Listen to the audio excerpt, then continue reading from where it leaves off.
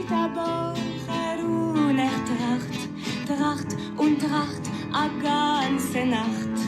Wenn man zu nehmen und nicht verschämen, wenn man zu nehmen und nicht verschämen.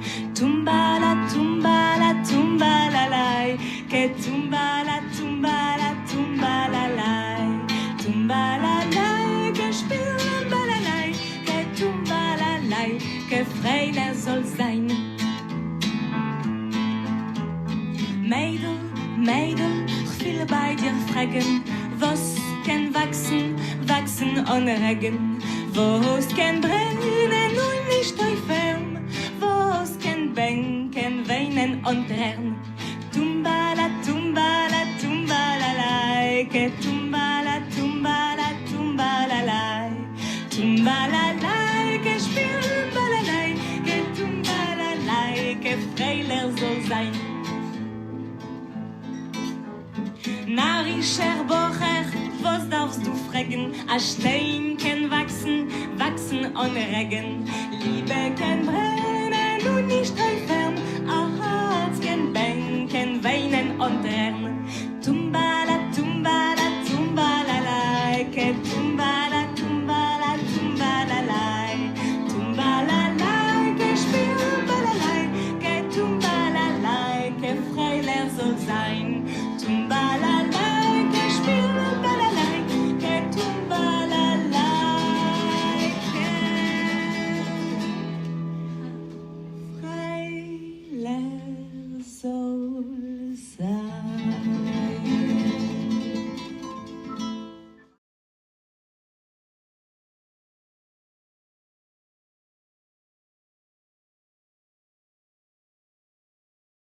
So schwer, die Bombenangriffe auf unsere Städte machen Gutes. Es ist viel einfacher, nur den Schutt wegzuschaffen, als selbst alles niederzureißen. Wenn der Krieg erstmal gewonnen ist, dann wird das mit dem Aufbau ganz schnell gehen. Wie viele 1000 Stunden haben wir beide mit diesen herrlichen Entwürfen verbracht. Sie sind ein großes Geniespeer. Doch, doch. Nur Sie und ich wissen, dass ein drittes Reich nicht vorstellbar ist, das aus Warenhäusern und Fabrikgebäuden besteht. Nur Wolkenkratzer und Hotels. Dieses dritte Reich wird eine Schatzkammer sein für Kunst und Kultur, die Jahrtausende überdauern. Wir sehen die antiken Städte vor uns, die Akropolis. Wir sehen die Städte des Mittelalters. Wir sehen ihre Dome und wissen, dass die Menschen sowas brauchen, einen Mittelpunkt. Ja, Speer. Das war meine Vision.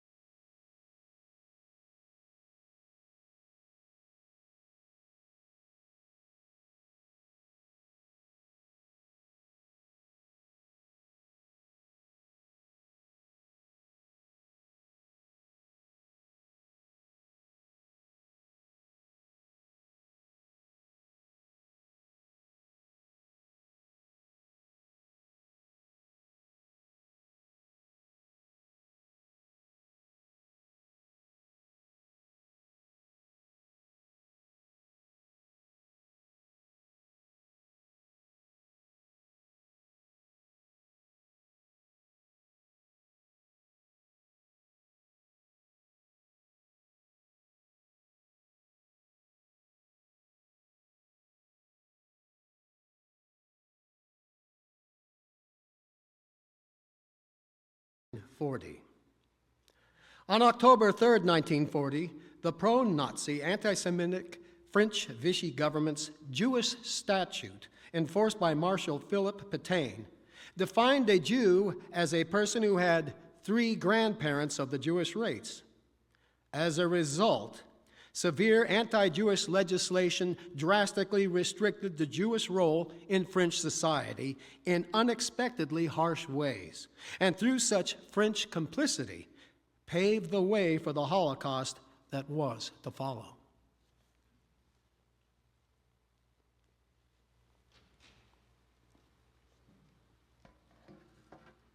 Collecting, therefore, was a means of creating legacy. But what should be collected? How should it be collected? And by whom should it be collected was a matter of prominent thought and at the same time controversy. A number of prominent French Jews, pillars of an embattled community, had invested their fortune in France's cultural artifacts, donated their palatial houses to be used as museums, and sacrificed their sons to the country's army, and were ultimately rewarded by seeing their freedoms restricted, collections plundered, and their families deported to Nazi concentration camps.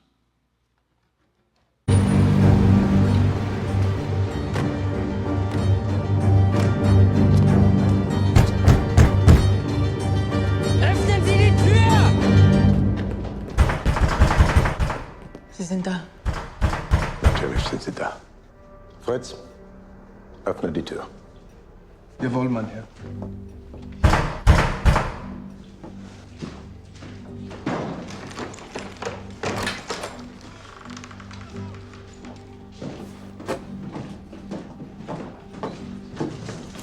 Ferdinand Bloch-Bauer?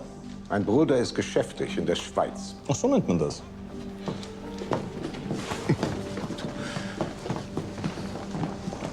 Ihr Bruder hat sich mit seiner Zuckerfabrik der Steuerhinterziehung in der Höhe von 1 Million Reichsmark schuldig gemacht. Seine Konten wurden gesperrt und bis der volle Betrag bezahlt ist, bleibt der Oberschütze hier bei Ihnen. Sie stehen ab sofort unter Hausarrest. Mein Onkel ist ehrlich und gesetzestreu.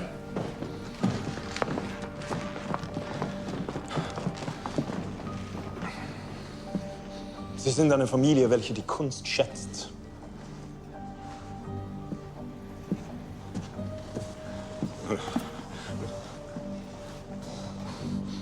Holbein. Beeindruckend. Ein Silberbecher mit eingefassten Edelsteinen. Eine Diamanthalskette. 2 silberne Kerzenleuchter. Ein Cello.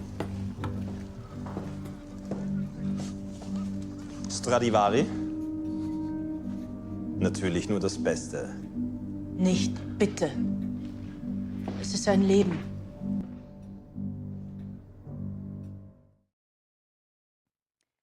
The wealthiest of these families were the Commandeur family.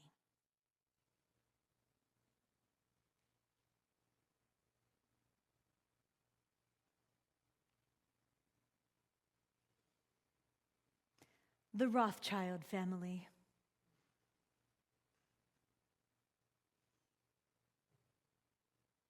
The Ephrussi family.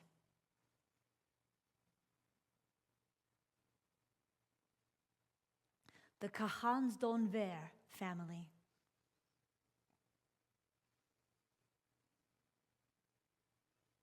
And the Reinach family.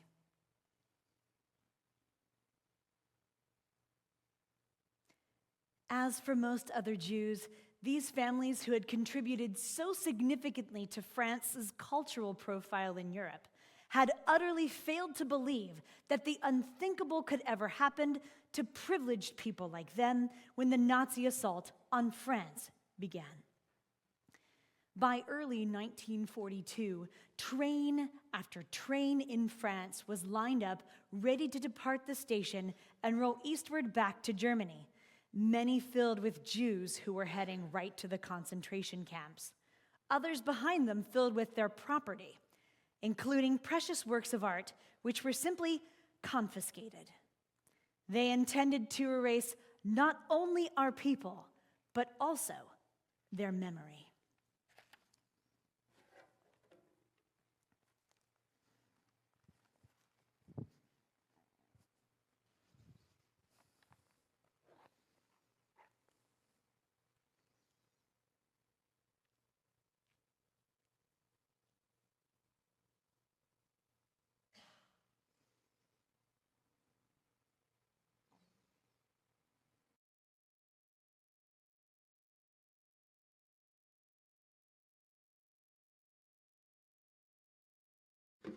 The Nazis are counted as among the biggest art thieves in history. They confiscated from private residences, plundered galleries in occupied countries, and ended up looting over 20% of Europe's artwork.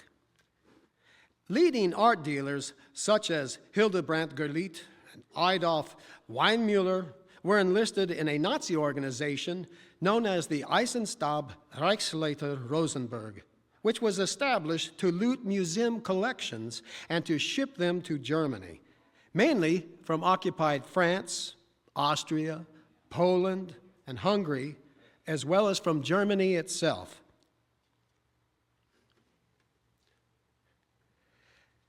Once there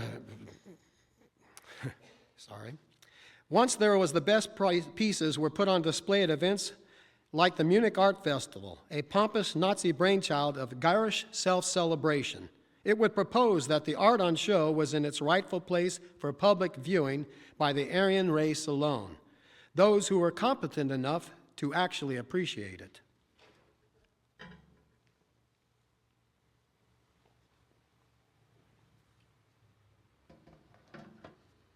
Back in 1920, 3 young artists were applying to Austria's top art academies. Egon Schiele and Oskar Kokoschka both went on to become great modern painters. The third was an unknown 18-year-old named Adolf Hitler. Schiele and Kokoschka were accepted. Hitler was not. In its basement archives in the Center for Military History in Washington, D.C., stores many Nazi paintings, too controversial for public exhibition. Among them are early watercolors by Adolf Hitler. He was a mediocre painter. He certainly thought himself able enough to have been admitted to the Academy of Fine Arts in Vienna, and he took it as a real rejection. Many of the jurors at the Academy were Jewish, and it is suspected that this fueled his anti-Semitism. Over the next 20 years, as Hitler created the Nazi Party and rose to power, art continued to obsess him and became part of his political agenda. Hitler had dreams of building a great museum in his hometown of Linz, Austria. It was to eclipse any other museum the world had ever seen and be filled with art that was stolen from its rightful owners.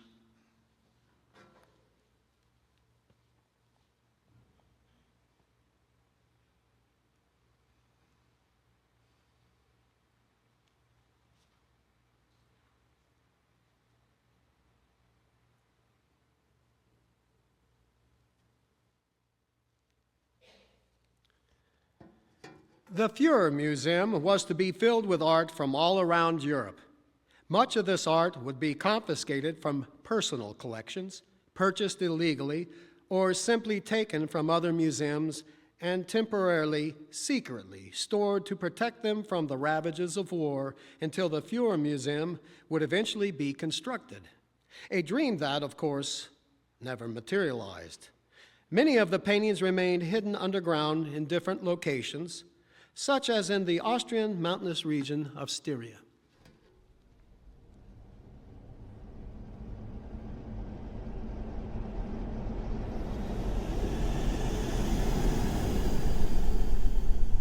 The mountainous caverns below ground were bomb-proof and therefore were very favorable to preserve stolen art for decades.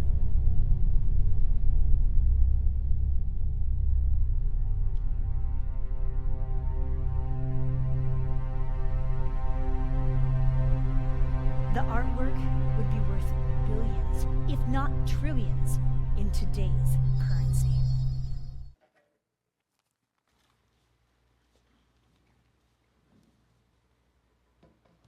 During the Nazi occupation of France, Hermann Göring appointed a series of Reichsleiter Rosenberg task force approved dealers, including Hildebrandt Gerlich, to acquire French art assets for Hitler's planned Führer Museum, which he wanted to build in Linz.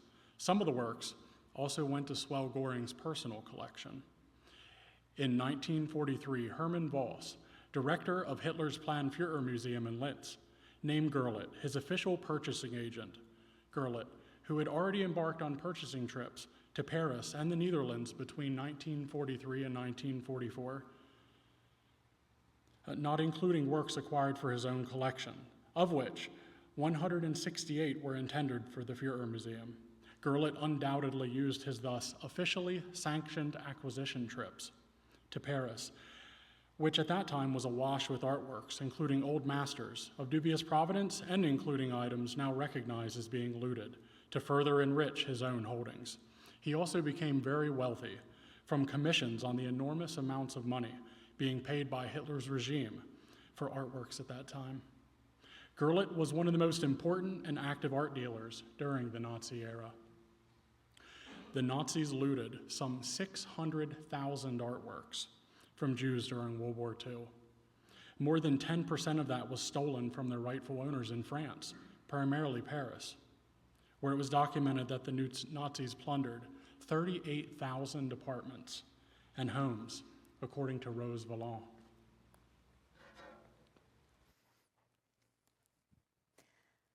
Madame Valland was a member of the French Resistance and was fortunate enough to keep her job as curator of the Jardin de Paume Museum in Paris, where the Nazis stored some of the art it stole from Jewish art dealers such as Paul Rosenberg. The Nazis took complete control.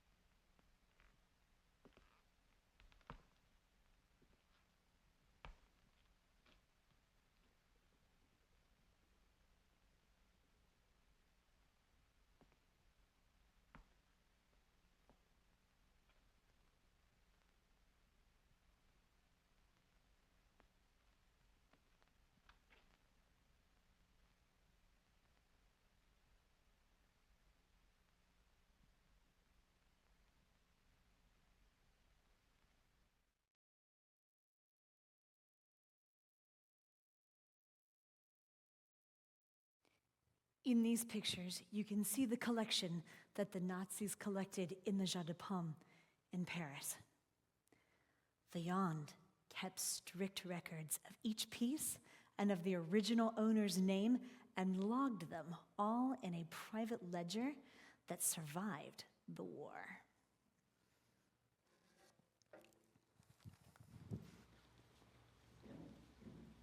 In August 1944, with France finally being liberated, Germany was desperate to smuggle out as quickly as possible many of the remaining stolen masterpieces back to Berlin. Valland was resolved, even upon the risk of death, to detail what the Germans were planning.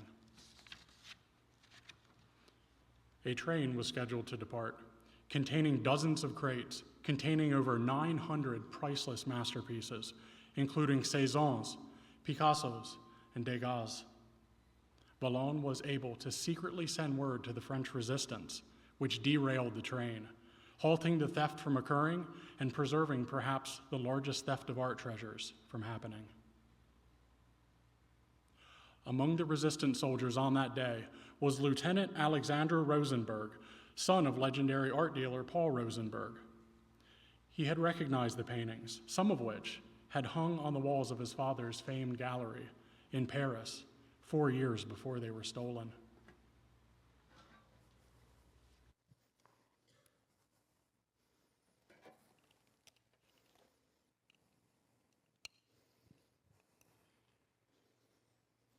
Bonjour, I am Rose Vallon.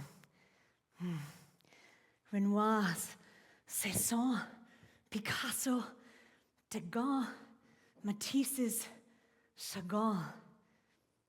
The Germans chose very carefully only the best, the national heritage of France. Someday, when Paris is free and these paintings are not here, that would be inconceivable. Those paintings are part of France, and yet the Germans want to take them away. They live in our land, they eat our food, they live in our houses, and now they want our art. This beauty, this vision of life born out of France, special vision, our trust. We hold it in trust. Don't you see? Our pride. What we've created, we hold for the world. I am determined never to leave my position as the curator des Jeux de Paume, because it is my duty to guard these paintings, that they are never lost. It is my duty to protect them, and I know what I must do. It is my chance to save just a little bit of beauty of the world.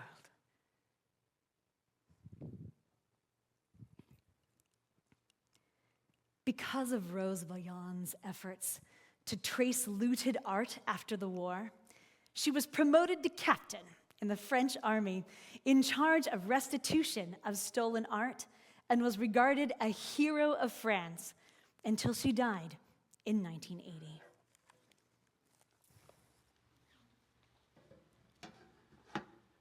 Though the Holocaust atrocities occurred many decades ago, their legacy still reverberates in the lives of survivors and their families, many of whom are still not in possession of once was theirs. The Louvre, for example, holds around 1,700 Nazi-looted works of art. Advocates for Holocaust survivors have long been calling on art institutions to do better. In 2018, the Louvre opened an exhibition of art stolen by the Nazis, claiming that the goal was to find the work's rightful owners. But restitution efforts have come far too little and far too late. The museum should be more proactive about identifying the rightful owners of the works in its collections, a vital step in restitution that museums around the world struggle with. There have been countless legal claims brought to court by injured parties who seek restitution. Order! Order in the court! Your Honor, during my visits to this country, I have discerned that there are two Frances, one that opposes restitution to the victims of Nazism, and the other that recognizes the injustice committed against France's Jewish population during and in the aftermath of the war and seeks to rectify it. A string of events and misdeeds point to the incontestable fact that the paintings in question reached French galleries and remained there for over 3/4 of a century in a matter that was both dishonest and illegal. In its own way, Your Honor, this is a moment of history, a moment in which the past is asking something of the present. Many years ago, in this very city, just beyond these walls, terrible things happened. People dehumanized other people. They persecuted them, sent many to their deaths, and decimated entire families, breaking them apart forever. And they stole from them properties, livelihoods, and the objects that were most precious to them. Any feeble attempts at restitution since that terrible time have proven half-hearted at best. For 75 years, the French government has held on to artwork stolen from Jewish families it doesn't own and vacillates on returning them, hoping people will die or lack of sufficient proof will be brought forward. The paintings were stolen, and they were well known. They have appeared in sales catalogs, and experts should have known that they could have been identified in less than an hour had they not been kept in French museums illegally. Your Honor, I hereby make a motion to return the paintings to their rightful owners.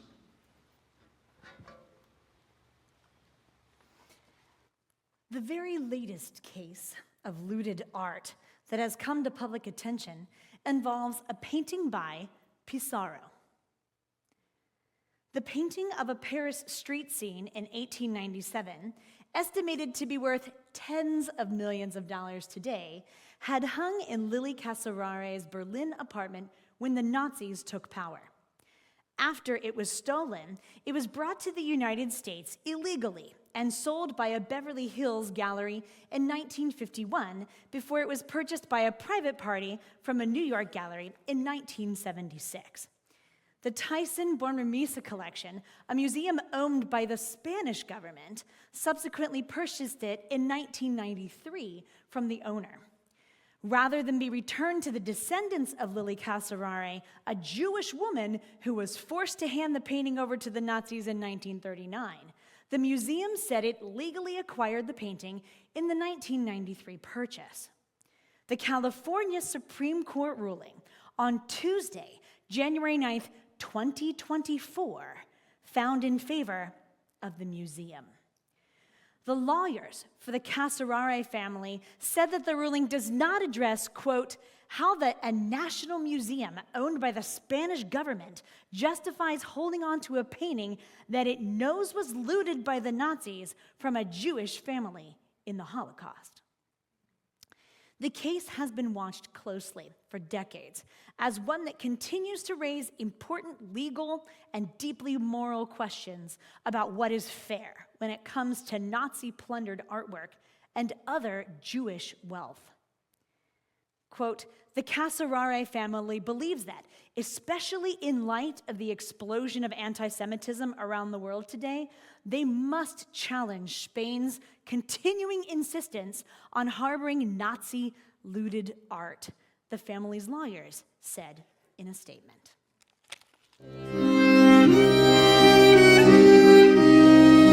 As a form of ironic consolation, the museum made a statement recognizing that Lily Casarare, a member of a prominent Berlin,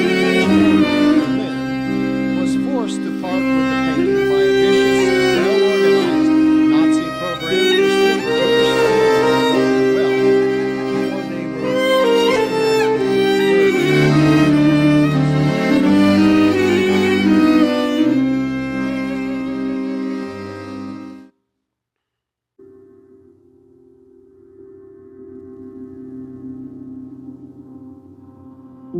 And with one movement, he sent people or to right or to left.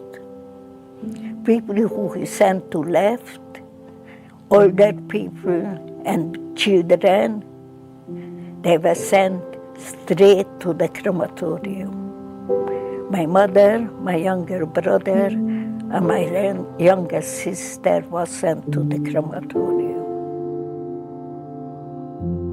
And then he arrived at a place called Auschwitz. You could hear a rumbling, crying noise, the doors being opened, and looking back then, I'm convinced it was done intentionally. A prisoner was brought in, spread eagled, and absolutely struck practically to death. When they stopped, they told us, you must leave all the luggage by the train, and we're gonna go have a shower. Everyone was saying prayers, hugging, kissing one another. We thought perhaps it's our last hour.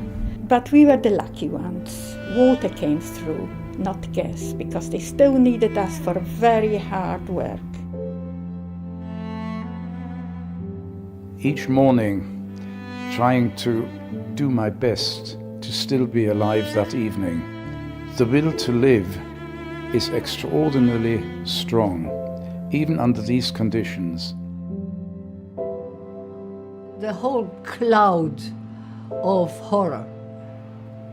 I lost my father.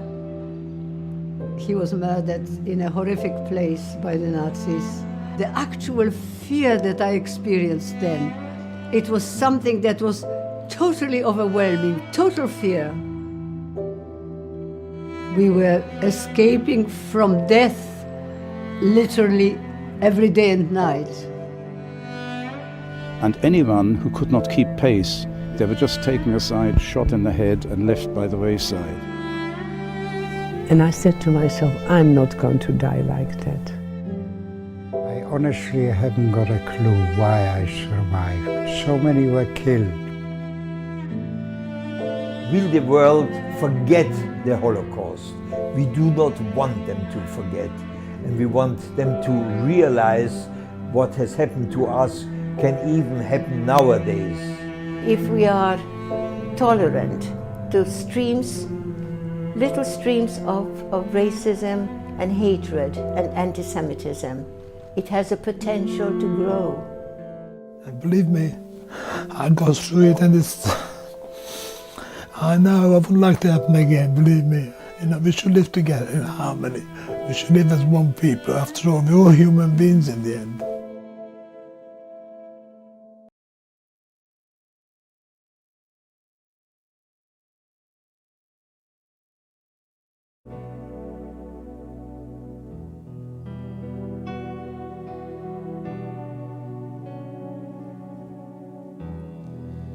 When all around is fading,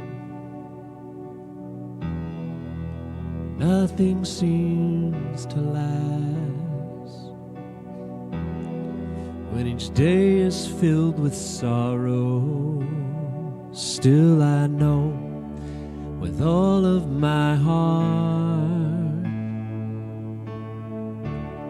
He's got the whole world in His hands. He's got the whole world in His hands. I'll fear no evil, for You are with me, strong to deliver, mighty to save. He's got the whole world in His hands.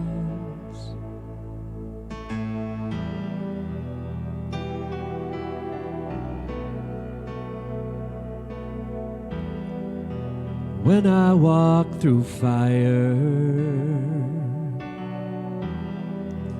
I will not be burned. When the waves come crashing round me, still I know with all of my heart. Sing it with me. He's got the whole world. He's got the whole world in His hands. He's got the whole world in His hands. I'll fear no evil, for You are with me, strong to deliver, mighty to save. He's got the whole world in His hands. He's got the whole world in His hands. He's got the whole world in His hands. Whole world. He's got the whole world in His hands. He's got the whole world in His hands. I'll fear no evil, for You are with me, strong to deliver, mighty to save. He's got the whole world in His hands, in His hands.